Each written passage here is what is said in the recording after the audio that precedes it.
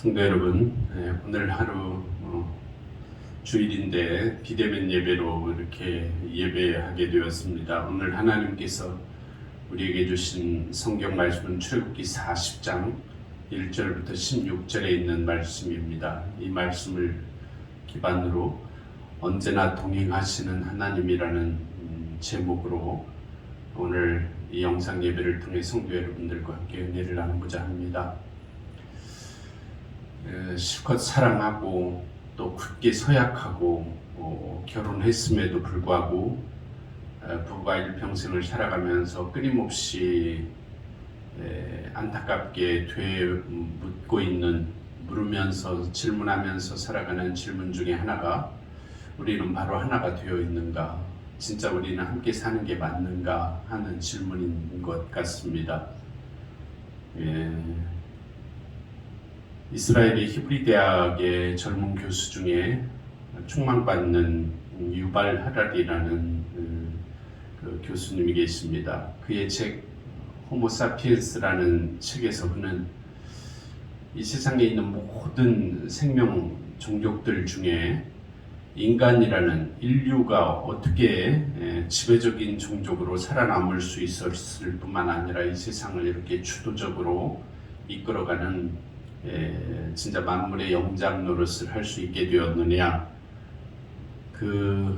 진짜 인간의 탁월한 능력이 무엇이냐 하는 것에 대하여 그는 두 가지를 말하고 있습니다. 하나는 인류야말로 믿음의 능력을 가졌다는 것입니다.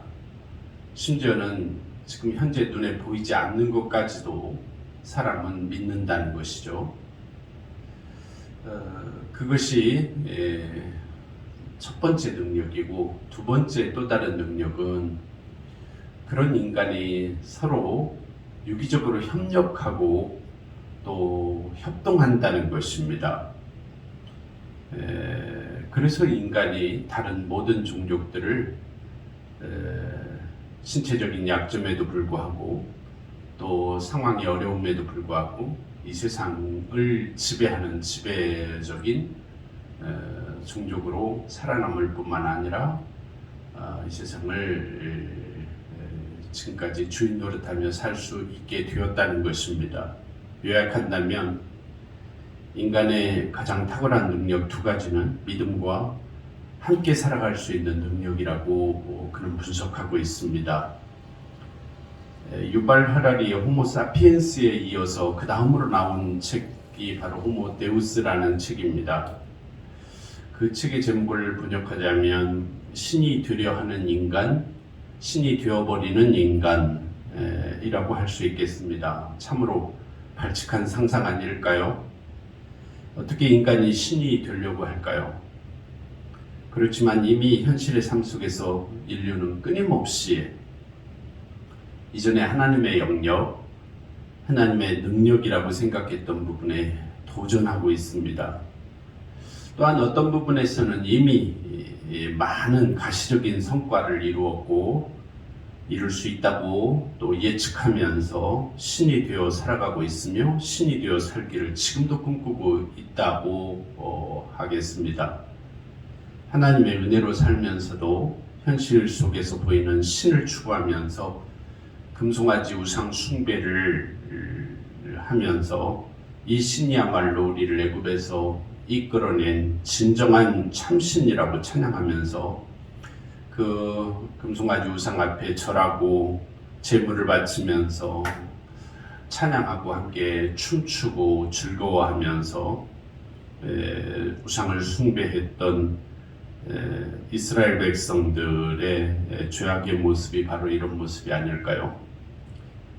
그런데 하나님께서는 이런 백성들을 끊임없이 용서하시고 그 백성들에게 다시 언약의 말씀을 주시면서 하나님과 새로운 관계 속으로 초대하시는 사랑의 하나님이십니다. 이 하나님의 사랑이 출애굽기 전체 40장 중에 출애굽기 25장부터 마지막 장 40장까지 긴 부분, 큰 덩어리 부분을 차지하는 하나님의 명령의 내용으로 주신 명령이 바로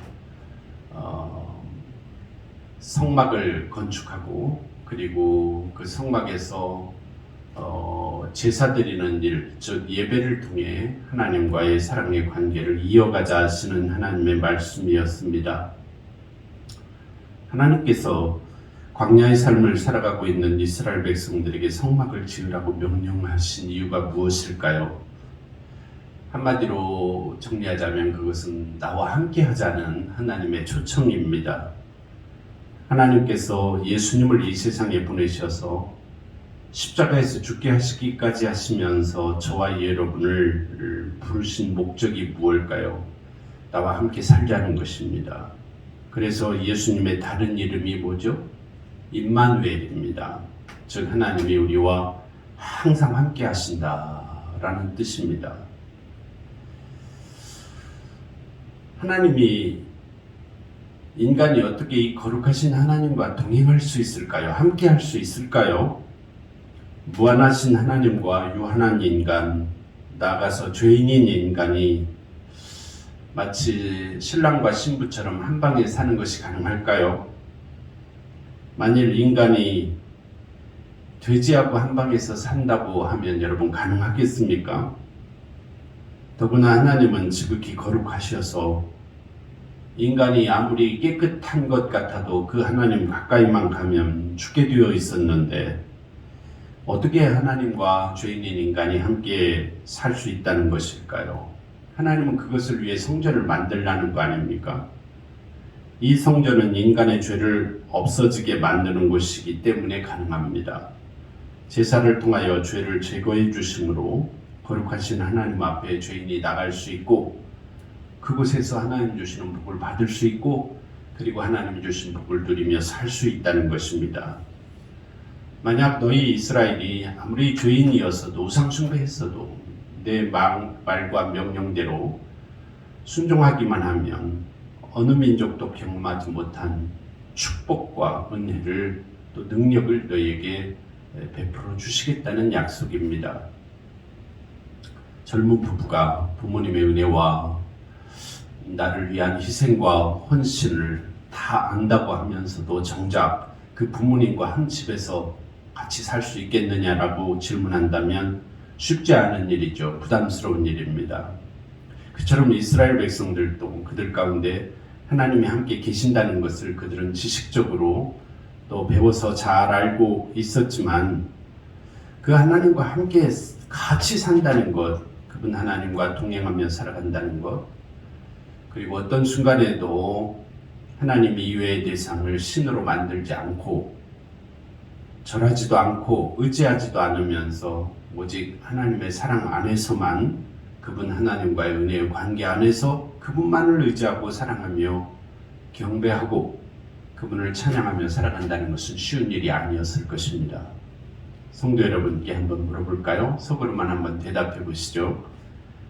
오늘 지금 이 순간부터 거룩하신 하나님께서 여러분 개인의 옆자리에 함께 찾아와 앉아 계시면서 모든 것을 다 들으시고 모든 것을 다 보시고 계신다면 여러분 어떠시겠습니까? 그거 믿으십니까? 하나님 지금 그렇게 하신다고? 좋습니다. 믿으신다면 한 걸음 더 나아가서 그분 하나님을 변함없이 섬기면서 항상 여러분 옆자리에 계신 하나님과 동행하며 그분께 의지하며 일생을 그분과 함께 살아갈 자신이 있습니까? 지금 이 순간부터 하나님께서 여러분 눈에 보이게 여러분 곁에 함께 계신다면 감당하실 수 있겠습니까? 내 부모님이니까, 내 자식이니까, 내 배우자니까 힘든 일이 생기고 어려운 상황이 되어도 내가 감당해야 마땅하지 하고 생각하며 마음 먹는 일까지는 가능합니다. 그런데 거기서 한 걸음 더 나가서 사랑하는 그 사람과 늘 함께 살아간다는 것은 그렇게 단순하고 쉽고 편안한 일만은 아닙니다. 그래서 우리는 깨닫죠. 아무리 사랑하는 사람이어도 아무리 소중한 사람이어도 우리의 이상으로만, 우리의 생각으로만, 지식으로만, 윤리와 도덕적인 의식으로만은 사랑할 수 없다는 것입니다. 도리어 적당하게 떨어져 지내는 것이 차라리 지혜라고 말하죠. 왜 그렇죠? 다르기 때문입니다. 하나님과 인간이 다릅니다. 나와 내 가족, 나와 이웃이 다 같지는 않습니다. 그래서 무조건 늘 항상 함께 있을 수는 없지 않습니까? 생명을 걸고 알을 품어서 부화시켜서 새 생명을 시작하도록 사랑을 베푼 어미 새가 온 힘과 열정을 다 쏟아 새끼를 키우지만 어느 때쯤 되면 매몰차게 둥지 밖으로 쫓아버립니다. 독립하라는 것입니다. 그렇게 독립한 새끼새는 또 다른 어미가 되어 자신의 어미새가 자신을 그렇게 낳고 품고 키워주셨듯이 똑같은 사랑의 삶의 방식으로 자신의 알을 낳고 부화시키고 또 키우고 그리고 또 둥지 밖으로 날려보내는 것입니다. 이것이 바로 새의 사랑입니다. 성도 여러분, 하나님께서도 저와 여러분을 그렇게 사랑하신다는 것입니다. 저와 여러분 한 사람 한 사람의 삶과 상황과 형편은 다르지만 하나님의 사랑은 임마누엘의 사랑입니다. 그 임마누엘의 사랑이 영원히 변함없이 우리에게 임하는 방식이 무엇일까요? 그게 예배이며 그 예배가 드리는 장소가 어디입니까?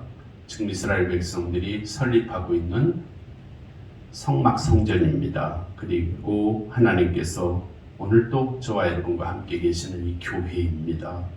이것을 늘 여러분 깨달으셔야 합니다. 출애굽기는 전체 40장 중에서 25장부터 마지막 40장까지 15장의 내용이 우리의 성막과 제사장과 제사 규례에 관한 말씀입니다. 성막 성전을 짓는 내용이 그렇게 길게 큰 부분을 차지할 수밖에 없었던 이유는 그만큼 그것이 중요한 것이었기 때문입니다.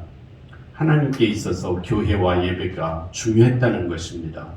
사실 출애굽의 목적과 시작이 무엇이었죠? 그것은 바로 이 백성이 이 애굽을 떠나 저 먼 광야에 나가서 나를 예배할 것이다 라고 하나님이 밝혀주셨습니다. 그런데 그 목적은 그렇게 쉽고 단순하게 이루어지지 않았습니다. 이스라엘 백성들은 지도자 모세가 하나님의 말씀을 받아오는 그 시간까지도 기다리지 못하고 그만 조급해서 금송아지를 만들어서 숭배하는 바람에 하나님과 이스라엘 백성 사이의 언약 관계가 파기될 위험을 초래했습니다. 그럼에도 불구하고 하나님께서 다시 모세를 시내산으로 부르셔서 새로운 율법의 토대로 한 언약과 성막 성전 건축의 비전을 보여주셨다는 것이죠. 인간이 하나님과 동거하는 것이 얼마나 어려운지를 우리에게 보여주는 신뢰라고 하겠습니다. 오늘 본문 출애굽기 40장 말씀은 이제 그렇게 어려운 가운데 다 만들어진 성막 모든 기구들과 재료들을 제 자리에 위치시키고 하나님께서 말씀하신 방법대로 거룩한 관유를 발라서 거룩하게 구별하고 그리고 그 성막 성전에서 사역할 제사장들을 하나님 말씀대로 위임하여 세웠다는 내용입니다. 그래서 성전 뜰이 만들어지고 텐트가 쳐지고 그 안에 휘장을 막아서 성소와 지성소를 구분하고 뜰에는 번제단과 물두멍을 배치하고 성소에는 등대와 떡상 그리고 향을 피우는 향단을 위치시키고 그리고 휘장 안 지성소에는 법궤를 들여놓았습니다. 그리고 성막 성전에서 하나님과 이스라엘 백성들을 중보하면서 제사 사역을 감당해야 할 대제사장과 제사장들을 위임하여 세웠다는 것입니다. 그렇게 광야 성막 성전이 완성되어 거룩하신 하나님 앞에 영광스러운 봉헌 예식이 진행되는 광경이 바로 이 출애굽기 오늘 본문 마지막 장 40장입니다. 오늘 이 성경 말씀을 읽어보면 다음과 같은 중요한 몇 가지 의미가 있습니다. 첫째, 성막 성전을 세운 날이 이스라엘 역사가 시작된 날이 되도록 하나님이 그렇게 지시하셨다는 것입니다. 오늘 본문 말씀 1절과 2절을 보면 이렇게 되어 있습니다. 여호와께서 모세에게 말씀하여 이르시되 너는 첫째 달 초하루에 성막 곧 회막을 세우고 또 16절에 보면 모세가 그같이 행하되 곧 여호와께서 자기에게 명령하신 대로 다 행하였더라 이렇게 되어 있습니다. 여기 보면 첫째 달 초하루에 성막을 세우라 이렇게 되어 있습니다. 이 말씀의 자세한 뜻은 너희가 성막을 세우는 그날이 너희 이스라엘 역사의 첫째 달 첫째 날이 된다 그 뜻입니다. 이스라엘 역사가 실제로 언제부터 시작되었을까요? 사실은 이스라엘의 역사는 굉장히 길었지만 지금 이 광야 백성에게 이스라엘의 역사는 바로 이 성막을 건립한 날부터 시작되었다는 것입니다. 좀 더 길게 잡으면 애굽에서 탈출하면서부터 이스라엘의 역사는 시작되는 것입니다. 출애굽 전의 역사는 긴 430년, 아니 그 전의 역사도 있었지만 사실 그 역사는 애굽 사람들에게 학대받으며 연명하는 노예로서의 삶이었지 그들에게 진정한 역사가 아니었습니다. 그런데 하나님의 은혜로 그들을 괴롭히던 애굽 왕과 군대는 홍해에 다 수장되었고 그들을 괴롭히고 놀라게 할 사람이 없어졌습니다. 나아가서 그들이 써갈 수 있는 역사가 이제 본격적으로 시작된 날이 성막을 세우는 날이었다는 것입니다. 그리고 그들이 광야에서 그렇게 성막에 들어가 제사를 드리면서 하나님 품에 안긴 그날부터 이스라엘 백성다운 백성이 되었고 이스라엘의 역사다운 역사가 출발되었다는 것입니다. 성도 여러분, 저와 여러분의 인생에 있어서 가장 중요한 순간이 언제죠? 예수님을 만난 때부터 아닙니까? 예수님을 만난 후부터 우리의 첫 달 초하루가 영적으로 시작된 것입니다. 과거의 아픈 상처들이 더 이상 나를 괴롭힐 수 없게 되었죠. 과거의 나의 부정적인 모습은 이제 나에게서 다 지나갔습니다. 그래서 고린도후서 5장 17절에는 그 유명한 사도 바울을 통한 하나님의 말씀이 기록되어 있습니다. 이전 것은 지나갔으니 보라 새 것이 되었도다. 이게 진정한 역사인 것입니다. 이 성막성전의 첫 번째 의미와 가치는 그래서 어떻게 그렇게 성막성전이 이스라엘 민족에게 중요한 역사의 시작점, 분기점이 되었느냐 하고 묻는다면 그것은 바로 하나님의 죄의 용서의 축복을 통한 관계 회복의 은혜 때문입니다.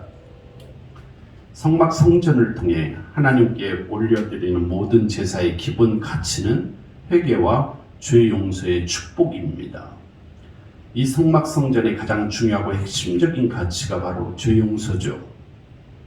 제단에서 바치는 짐승은 우리가 하나님께 지은 불순종의 죄 대신에 당신의 생명을 바쳐 순종하실 예수님을 예표했습니다.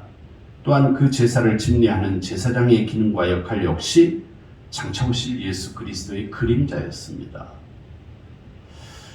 죄인이 자기 대신에 죽으신 그리스도의 희생을 보고 자기가 자기의 죄로 죽었을 죄인이라는 것을 깨닫고 회개하고 하나님께로 가기만 하면 그 순간부터 그리스도께서 그의 빛이 되시고 생명의 떡이 되시고 그를 위하여 늘 하나님께 대신하여 기도하셔 주심으로 죄인이 하나님의 집안에 들어가 동거할 수 있게 된다는 진리를 가르쳐 주시는 장소가 바로 이 성전이었습니다. 따라서 하나님이 이스라엘 백성들에게 이 성막 성전을 주신 근본적인 이유는 인간에게 주신 최고의 축복인데 그 축복의 본질은 죄를 용서해 주시는 것이었습니다.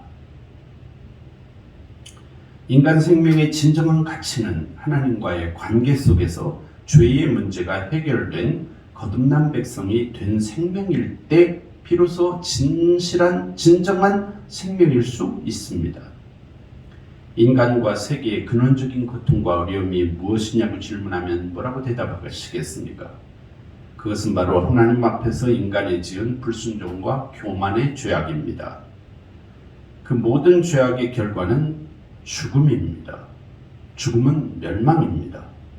죽음은 하나님과의 관계의 단절이며 영원한 불행입니다. 믿음의 능력, 믿음의 진정한 가치는 바로 이 죄의 문제, 죽음의 문제를 극복하도록 저와 여러분을 하나님께로 이끄시는 하나님 사랑, 진정한 하나님의 은혜입니다. 이것이 바로 하나님께서 광야 시절 성막 성전을 통해 이스라엘 백성들에게 가르치시고 일깨우신 가장 큰 첫 번째 교훈입니다. 두 번째 이 말씀에 나타난 하나님의 은혜는 이제 하나님께서 성막 성전에 기름을 부어서 모든 기구를 거룩하게 구별하라 하신 말씀입니다. 백성들이 하나님의 명령을 따라 성막을 완공하고 기구 배치하기를 마치고 나자 하나님께서 두 번째 명령을 주셨죠. 그 모든 것들을 위해 관유를 발라 거룩하게 구별하라는 말씀입니다. 기름을 바른다는 이 사실은 이제부터는 이 모든 것을 하나님의 것으로 구별한다는 뜻입니다. 이 모든 것을 하나님이 명령하셨고 인정하셨기 때문에 이 방법대로 하면 하나님이 책임지시겠다고 약속하시는 내용입니다. 죄와 허물로 죽었던 우리를 살리신 하나님께서 우리를 구원해 주셨을 뿐만 아니라 우리에게 거룩한 자로 구별하여 세우시는 사명을 주셨다는 것입니다. 이스라엘 백성들이 선택받은 민족, 구별된 민족, 은혜받은 구원의 백성인 것은 자신들의 노력이나 자신들의 공로로 된 일이 아닙니다. 전적인 하나님의 사랑과 은혜였습니다. 하나님께서 그 백성을 그렇게 택하시고 부르시고 구원하시고 영화롭게 해주신 목적이 무엇이었죠?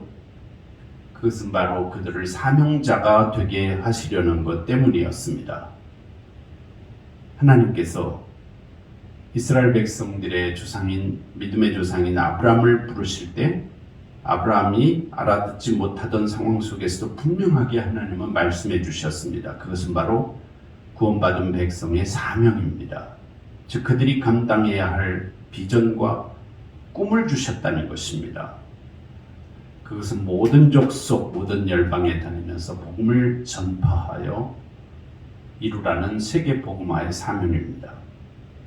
바로 이 하나님께서 그들에게 주신 구원받은 백성으로서의 사명이 바로 그들의 존재의 이유였으며 그들이 다른 민족과 다른 탁월함이었습니다.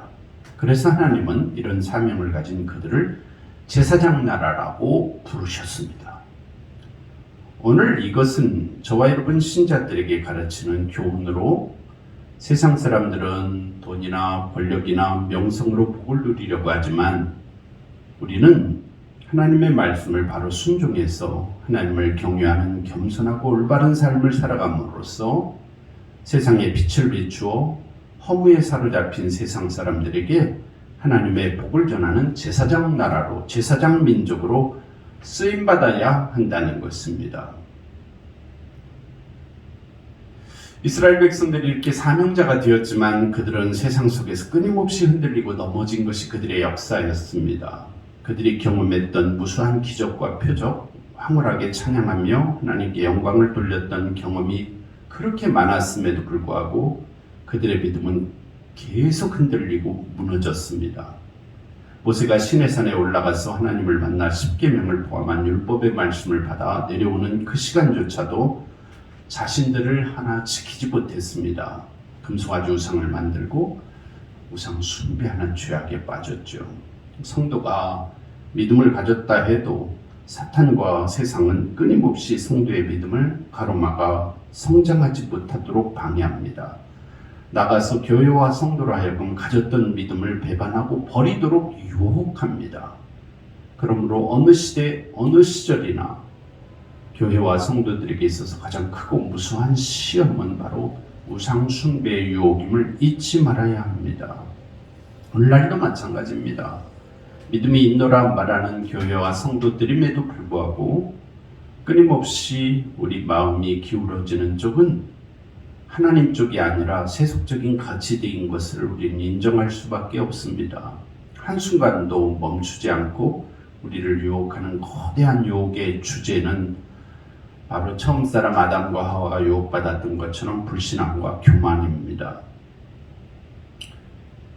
이스라엘 백성들이 역시 마찬가지였습니다.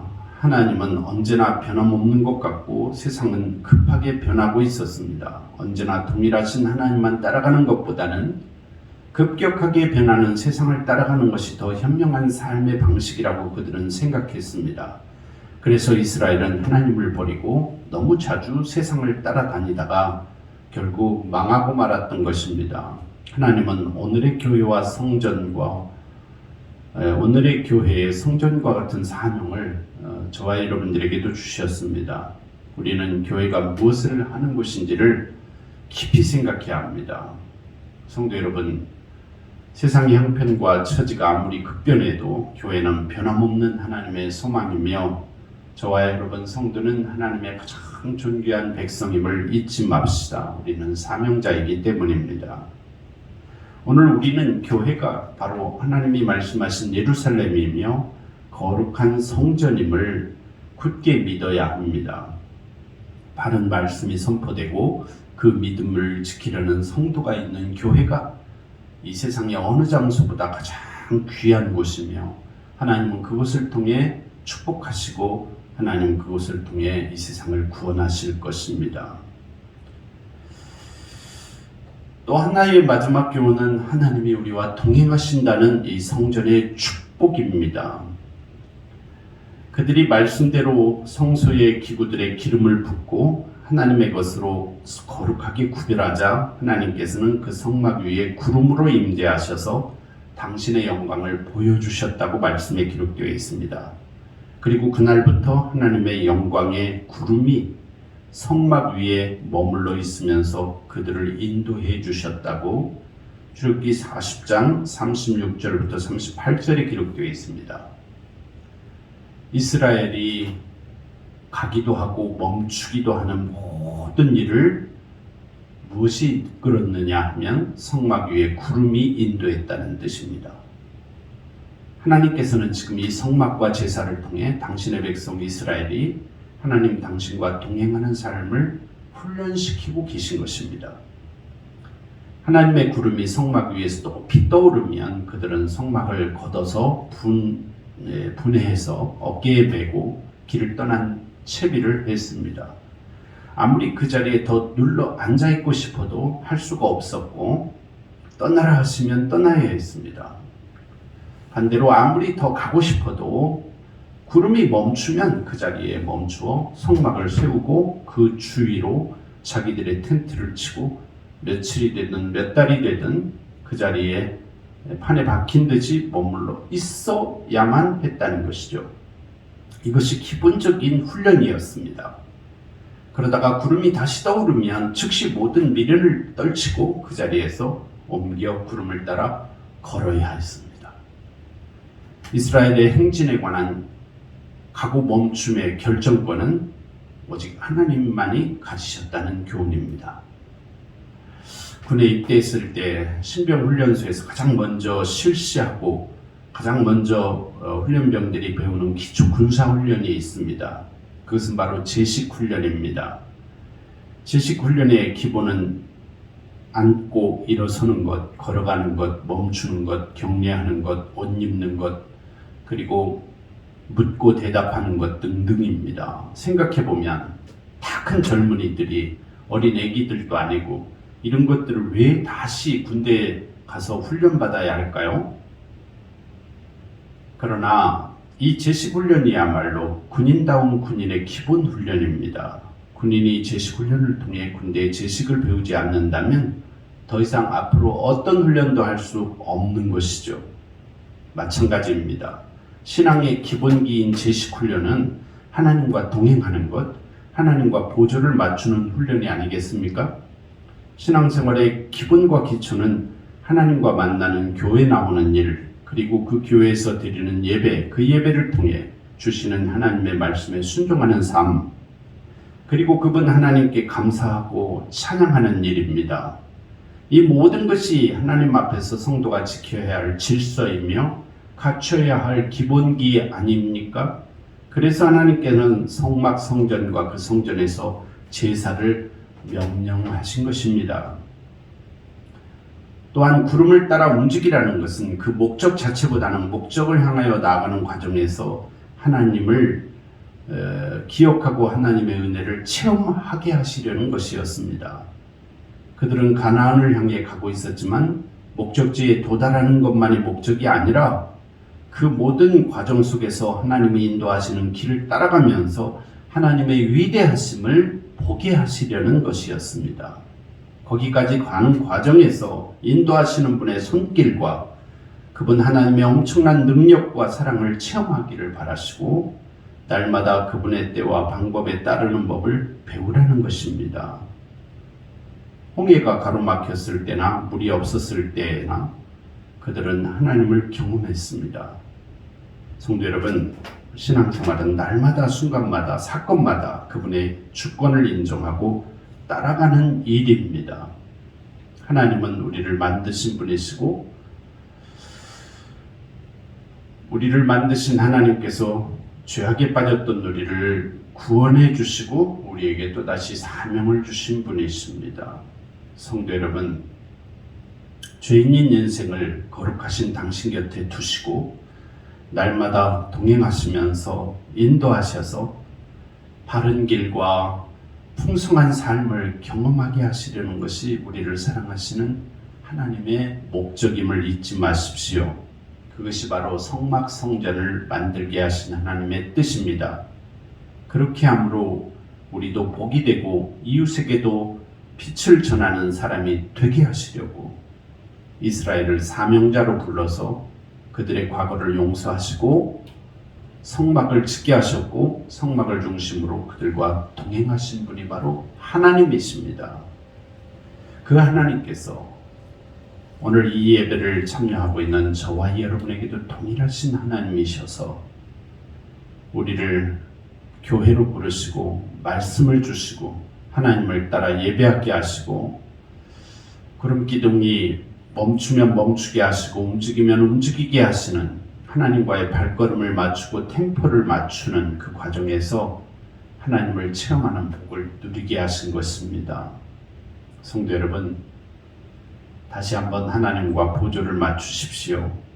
하나님과 걸음걸이를 맞추어 사는 과정에서 저와 여러분의 신앙은 자라고 믿음의 능력은 커지고 참되고 능력이 있는 하나님의 사랑으로 우리의 인격은 바뀌게 될 것입니다. 오늘 주신 이 말씀을 깊이 생각하고 새롭게 다짐하고 결단하고 순종함으로 하나님께서 바라시는 기대에 부응하시는 저와 여러분이 다 되실 수 있기를 바랍니다.